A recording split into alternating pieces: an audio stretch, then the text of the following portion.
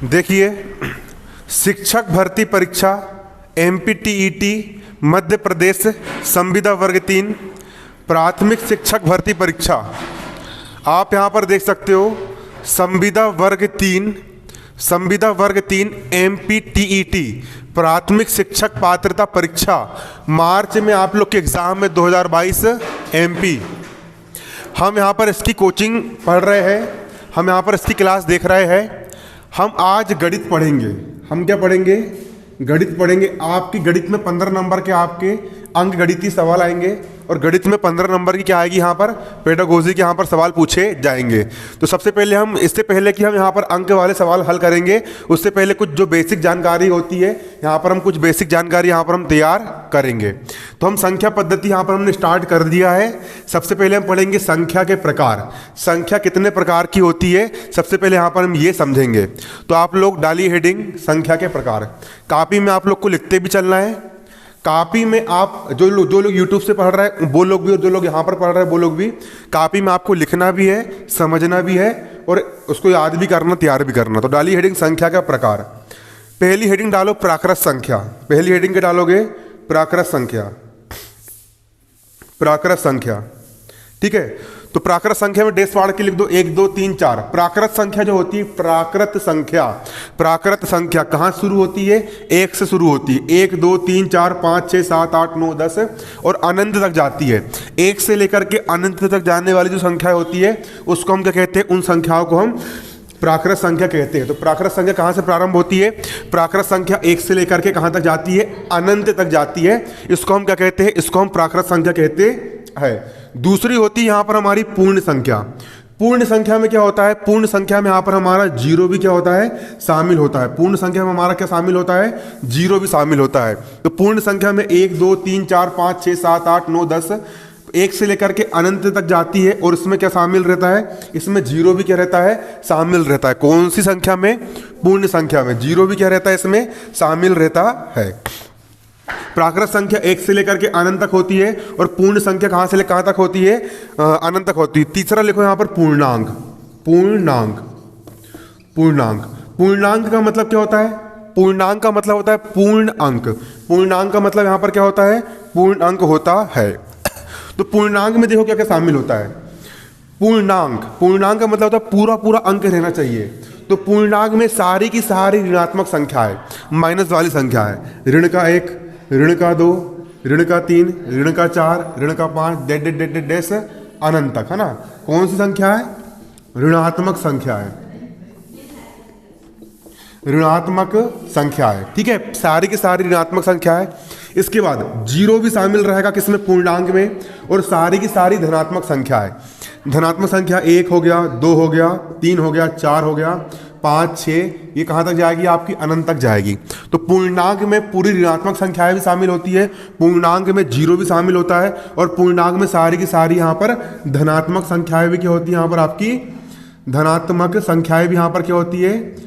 धनात्मक संख्याएं भी यहाँ पर क्या होती है? शामिल होती है। काय में? पूर्णांक में। ऋणात्मक भी होती है, धनात्मक भी होती है और जीरो को मिला करके सारी संख्या यहाँ पर क्या होती है? शामिल होती है। अगली यहाँ पर हेडिंग डालिए कि आप यहाँ पर सम संख्या है। सम संख्या है। तो सम संख्या में डेस पाड़ के लिखो जिन संख्याओं का इकाई का अंक, जिन संख्याओं के इकाई का अंक, इसमें लिखो सम संख्या में डेस पाड़ के जिन संख्याओं के जिन संख्याओं के, लिखना कापी में ना, जिन संख्याओं के इकाई का अंक 0, 2, 6, 0, 2, 4, 6, 8 होता है। जिन संख्याओं के इकाई का अंक 0 2 4 6 8 होता है, जिन संख्याओं के इकाई का अंक 0 2 4 6 8 होता है, वे संख्याएं सम संख्याएं कहलाती है। वे संख्याएं सम संख्याएं कहलाती है।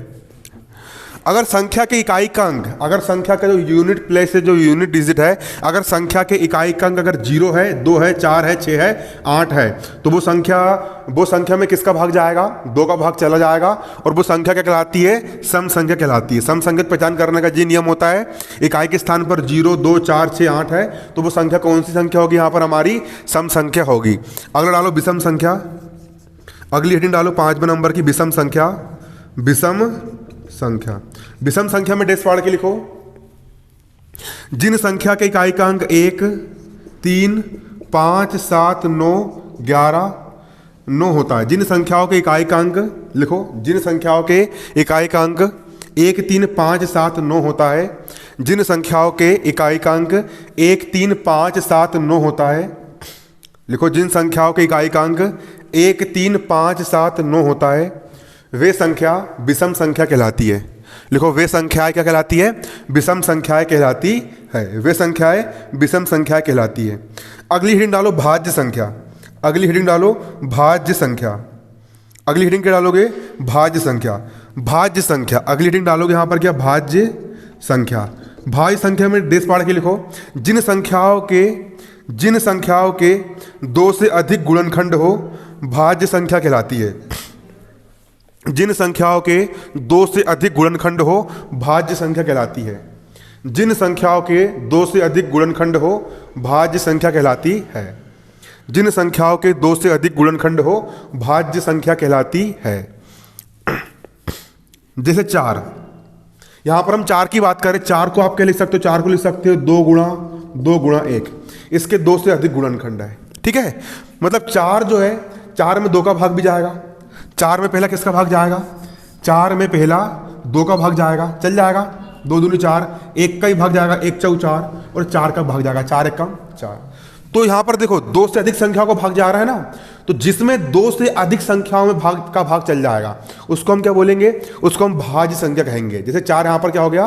भाज्य संख्या हो गया।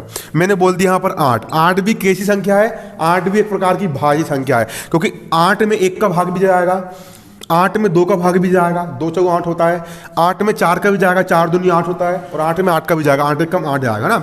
अगर 2 से अधिक गुणनखंड है, 2 से कैसे गुणनखंड है? 2 से अधिक गुणनखंड है, तो इन संख्याओं को हम क्या कहते हैं? भाज्य संख्या कहते हैं। क्या कहते हैं? भाज्य संख्या कहते हैं। जैसे 16 में यहाँ पर किसका भाग जाएगा? 16 में यहाँ पर 1 का भाग भी जाएगा, 2 8 16 भी होता है, 4 चौ 16 होता है, 8 दूनी 16 होता है। इसके बाद किसका भाग जाएगा? 16 में 16 का भाग चल जाएगा। तो 2 से अधिक इसके क्या है? गुणनखंड है।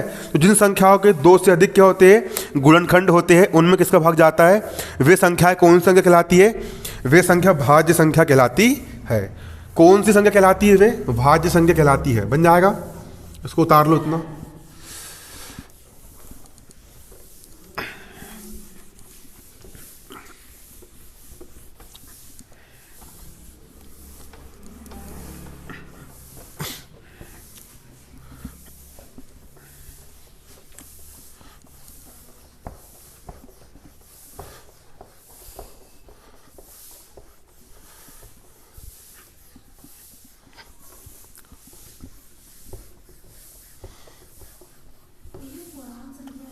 हाँ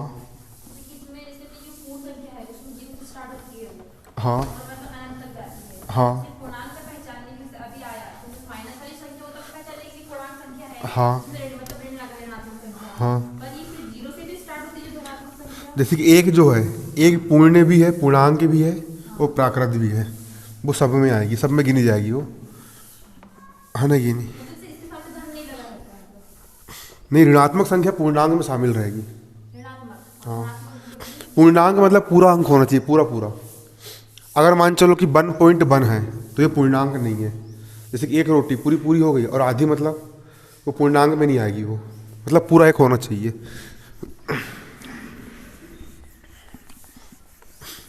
अगली हेडिंग डालो अभाज्य संख्या। अगली हेडिंग क्या डालोगे? अभाज्य संख्या। अभाज्य संख्या डालो, अगली हेडिंग अभाज्य संख्या। अभाज्य संख्या में डेस पाड़ के लिखो, जिन संख्याओं के केवल 2 गुणनखंड हो। जिन संख्याओं के केवल 2 गुणनखंड हो, अभाज्य संख्या। अभाज्य संख्या में डेस पाड़ के लिखो, जिन संख्याओं के केवल 2 गुणनखंड हो। जिन संख्याओं के केवल 2 गुणनखंड हो। एक लिखो, एक तथा वह संख्या स्वयं हो। वह संख्या स्वयं हो। वह संख्या स्वयं हो। एक तथा वह संख्या स्वयं हो अभाज्य संख्या कहलाती है। अभाज्य संख्या कहलाती है। लिख लो, अभाज्य संख्या कहलाती है। अभाज्य किसको बोलेंगे? ऐसी संख्या जिसमें किसी का भाग नहीं आता। जैसे कि हम 2 की बात करें, 2 में किसका भाग जाए?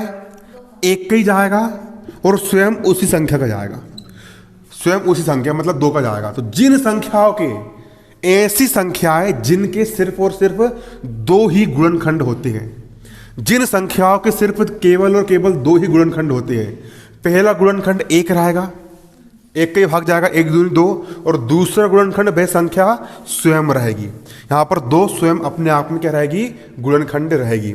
तो जिन संख्याओं के केवल और केवल 2 गुणनखंड होते हैं उन वे संख्या क्या कहलाती है, अभाज्य संख्या कहलाती है। जैसे कि 3 में और किसी का भाग नहीं जाएगा, तो 1 का ही जाएगा, एक का जाएगा तथा वह संख्या स्वयं, और खुद अपने आप का भाग जाएगा, 3 का यहाँ पर भाग जाएगा। तो 3 भी यहाँ पर क्या है, अभाज्य संख्या है।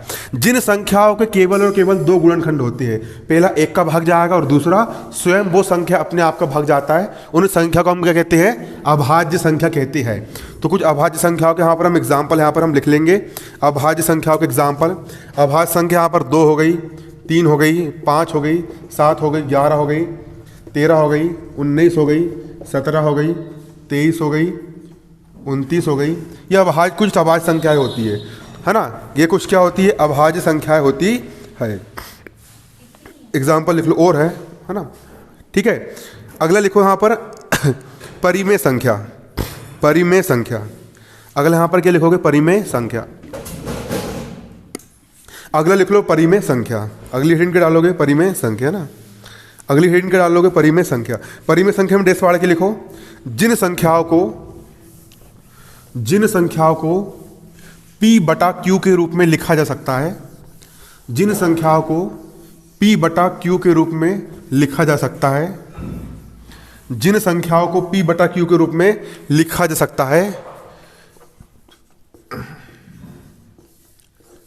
परिमेय संख्या, जिन संख्याओं को P बटा Q के रूप में लिखा जा सकता है, जिन संख्याओं को P बटा Q के रूप में लिखा जा सकता है या भिन्न के रूप में लिखा जा सकता है, वे संख्याएं परिमेय संख्याएं कहलाती है,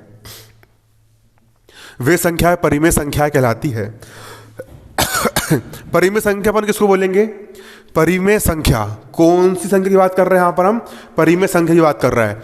जिन संख्याओं को अंश बटा हर के रूप में लिख सकते हैं, जिन संख्या को P बटा Q के रूप में हम लिख सकते हैं, वे संख्या परिमेय संख्या कहलाती है। जैसे कि 2 भी एक परिमेय संख्या है, इसको हम लिख सकते हैं 2 बटा 1 के रूप में लिख सकते हैं, तो 2 भी यहाँ पर क्या है, परिमेय संख्या है। अगला हो गया यहाँ पर 3 बटे 11 हो गया, अगला हो गया 4 बटे 25 हो गया, अगला हो गया 9 बटे 17 हो गया। जिस किसी भी संख्या को हम अंश और हर के रूप में, अंश और हर के रूप में हम लिख सकते हैं, P बटा Q के रूप में हम लिख सकते हैं, वे संख्या यहाँ पर क्या कहलाती है, परिमेय संख्या कहलाती है। अगली हेडिंग डालो अपरिमेय संख्या, अगली हेडिंग क्या डालोगे, अपरिमेय संख्या। अगली हेडिंग डालिए अपरिमेय संख्या है ना, अगली हेडिंग क्या डालोगे, अपरिमेय संख्या। अपरिमेय संख्या में डेस फाड़ के लिखो, जिन संख्याओं को अपरिमेय संख्या, अगली हेडिंग डाल लो अपरिमेय संख्या, जिन संख्याओं को P बटा Q के रूप में नहीं लिखा जा सकता, जिन संख्याओं को P बटा Q के रूप में नहीं लिखा जा सकता, जिन संख्याओं को P बटा Q के रूप में नहीं लिखा जा सकता, जिन संख्याओं को P बटा Q के रूप में नहीं लिखा जा सकता, वे संख्या अपरिमेय संख्या कहलाती है, वे संख्याएं अपरिमेय संख्या कहलाती है। जैसे देखो करनी दो का मान कितना होता है, 1.41, अनंत तक बढ़ता जाएगा, कभी खत्म नहीं होने वाला है। इसको हम बोलते अशांत दशमलव, अशांत दशमलव। करनी 2 का अगर तुम मान निकालोगे तो वो अशांत दशमलव के रूप में आता है, ठीक है। तो ये दशमलव के रूप में बस रहेगा जे, इसको तुम कभी भी अंश और हर के रूप में चेंज नहीं कर सकते। करनी 2 का जो मान आएगा इसको तुम कभी भी अंश बटा हर के रूप में नहीं लिख सकते, इसलिए ये संख्या अपरिमेय संख्या कहलाती है। इसी प्रकार करनी 5 भी अपरिमेय संख्या है। पाई का जो मान होता है, पाई का मान भी क्या होता है, एक प्रकार का अपरिमेय संख्या के रूप में ही, अपरिमेय संख्या के रूप में ही होता है, ठीक है। करनी 7, करनी पाई का नहीं होता है, पाई को हटा दो। करनी 7 भी क्या होता है, यहाँ पर एक प्रकार की अपरिमेय, जितनी भी संख्या है अगर अभाज्य है और अभाज्य के अंदर अगर करनी के अंदर है, अभाज्य संख्या अगर करनी के अंदर है तो वे संख्या अपरिमेय संख्या कहलाती है, क्योंकि इनका जो मान होता है दशमलव वाला वो अशांत दशमलव होता है और कभी भी चेंज होता है क्या, नहीं होता है, ठीक है। अब चलो हेडिंग डालो उत्तरवर्ती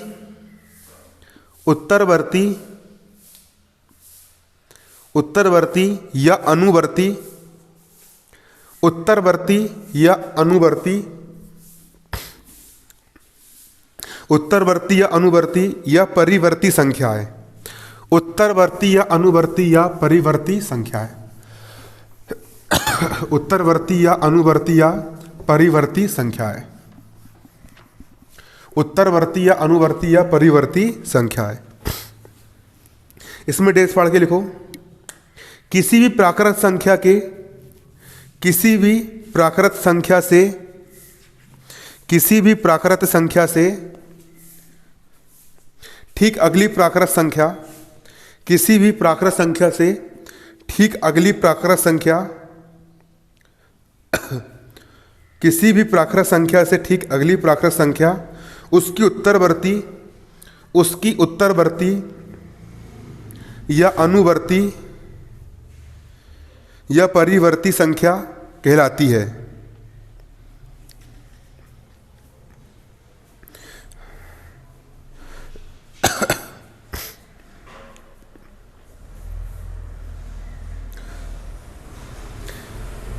आगे लिखो। किसी भी प्राकृत संख्या में किसी भी प्राकृत संख्या में किसी भी प्राकृत संख्या में एक जोड़कर किसी भी प्राकृत संख्या में एक जोड़कर उसकी उत्तरवर्ती संख्या ज्ञात किया जा सकता है।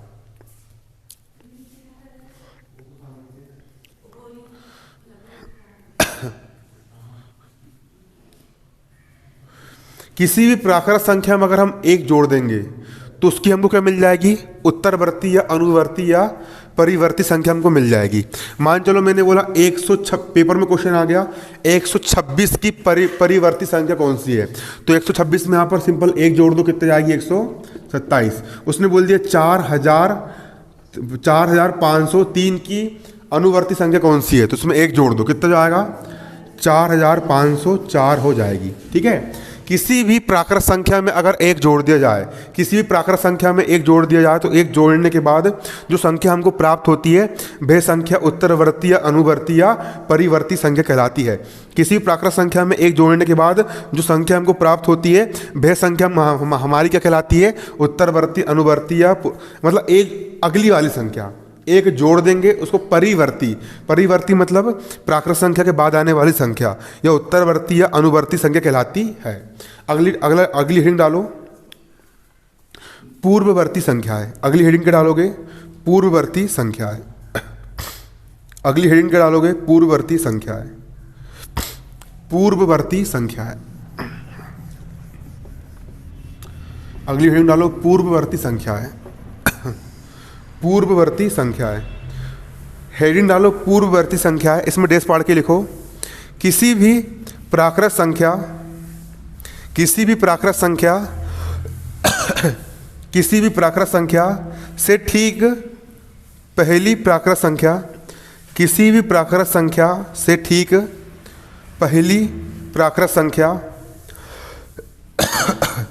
किसी भी प्राकृत संख्या से ठीक पहली प्राकृत संख्या उनकी पूर्ववर्ती संख्या कहलाती है।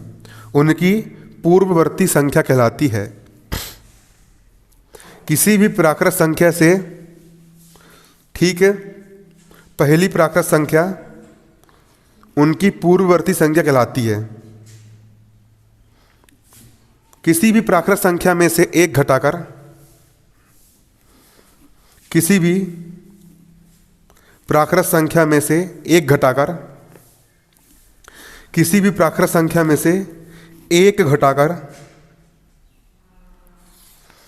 किसी भी प्राकृत संख्या में से एक घटाकर किसी भी प्राकृत संख्या में से एक घटाकर उसकी पूर्ववर्ती संख्या प्राप्त की जा सकती है। उसकी पूर्ववर्ती संख्या प्राप्त की जा सकती है। उसकी पूर्ववर्ती संख्या प्राप्त की जा सकती है। पूर्ववर्ती संख्या प्राप्त की जा सकती है। पूर्ववर्ती संख्या प्राप्त की जा सकती है। यहां पर हम क्या कह रहा है? देखो यहां पर बारीकी समझोगे। पूर्ववर्ती प्राकृत संख्या प्राप्त की जा सकती है। किसी भी प्राकृत संख्या, मैंने एक प्राकृत संख्या ले लिया 20, इसके पूर्ववर्ती मतलब इसके पूर्व की मतलब इसके पहले वाली संख्या, तो 20 के पहले क्या आता है? 19 आता है। और 19 कैसे मिलेगा? जब इसमें से आप एक घटाओगे। ठीक है। तो पूर्ववर्ती संख्या का मतलब होता है किसी भी प्राकृत संख्या में से अगर आप एक घटा दोगे, किसी भी प्राकृत संख्या में से एक माइनस करने के बाद जो आपको प्राकृत संख्या मिलेगी, उस प्राकृत संख्या को हम क्या कहते हैं? पूर्ववर्ती प्राकृत संख्या कहेंगे। क्या कहेंगे उसको हम? पूर्ववर्ती प्राकृत संख्या कहेंगे। जैसे कि 5009 की पूर्ववर्ती प्राकृत संख्या क्या होगी? यहाँ पर तुम्हारी एक घटा देंगे तो 5000 क्या होगी? 8 होगी। इसके बाद 9000 की यहाँ पर परवर्ती संख्या क्या होगी? परवर्ती बोला मैंने, परिवर्ती मतलब इसमें एक जोड़ना है, 9001। और पूर्ववर्ती बोलेगा तो एक पहले कर दो, 8999। ठीक है, ये पूर्ववर्ती परवर्ती समझ में आ गया। ये तुम्हारा कॉन्सेप्ट संख्या वाला पूरा का पूरा क्या हो गया? क्लियर हो गया। ठीक है, पूरा संख्या कॉन्सेप्ट यहाँ पर क्या होगा? क्लियर हो